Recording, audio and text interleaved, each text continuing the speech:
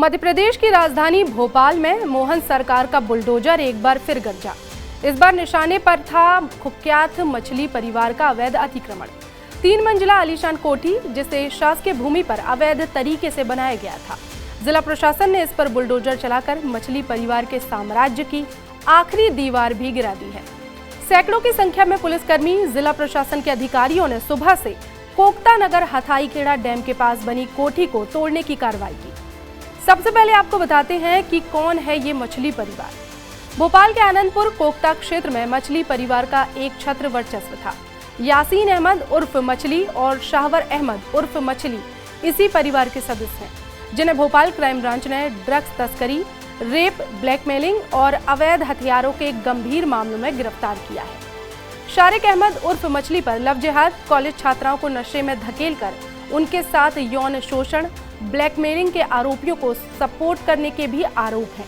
इतना ही नहीं, युवकों की पिटाई और अवैध वसूली के मामले में भी इनका नाम सामने आया है।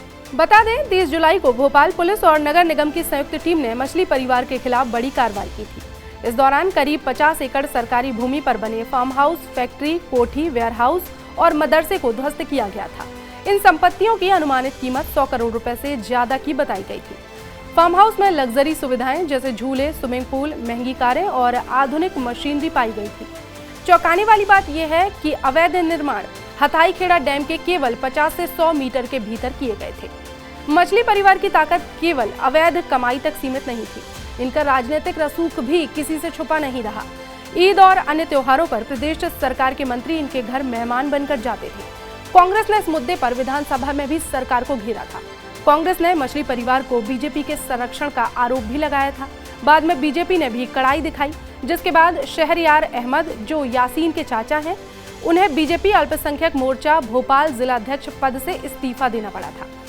मछली परिवार की आमदनी का सबसे बड़ा जरिया था हथाईखेड़ा डैम में मछली पकड़ने का ठेका, जो साल 1981 से एक ही सहकारी समिति मछली पालन सहकारी संस्था मर्यादित इस्लाम नगर को दिया जाता रहा।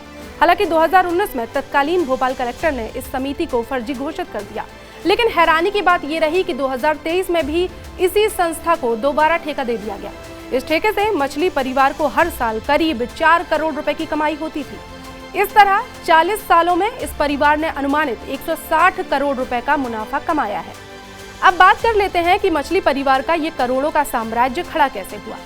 1970 में शरीफ अहमद परिवार का, जो कि मुखिया है, पहले बुधवारा में मछली की अड़तियों का काम करता था।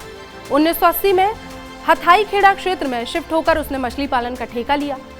साल 2000 में धार्मिक आयोजनों के जरिए उसने समाज में अपनी पहचान बनाई। 2005 से 2010 तक रायसेन रोड और हथाईखेड़ा में उसने जमीनें खरीदकर उन पर कब्जा करना शुरू कर दिया। 2010 के बाद युवाओं को लुभाने के लिए फ्रेशर पार्टी, क्रिकेट टूर्नामेंट और नशे की लत फैलाने का काम तेजी से किया। 2015 से ड्रग्स, ब्लैकमेलिंग और अवैध हथियारों का संगठित नेटवर्क खड़ा किया। अनंतपुरा जैसे इलाकों में मछली परिवार की पकड़ इतनी मजबूत थी कि नगर निगम चुनाव से लेकर विधानसभा तक ये क्षेत्र नेताओं के लिए वोट बैंक बन गया था। परिवार ने भी इस वोट बैंक का पूरा फायदा उठाकर विभिन्न राजनीतिक दलों से संबंध बनाए और प्रशासनिक ढिलाई का लाभ उठाया। पुलिस प्रशासन और सरकार की संयुक्त कार्रवाई ने आखिरकार इस कुख्यात साम्राज्य की नींव हिला दी है। बुलडोजर के साथ साथ अब कानूनी शिकंजा भी कसता जा रहा है।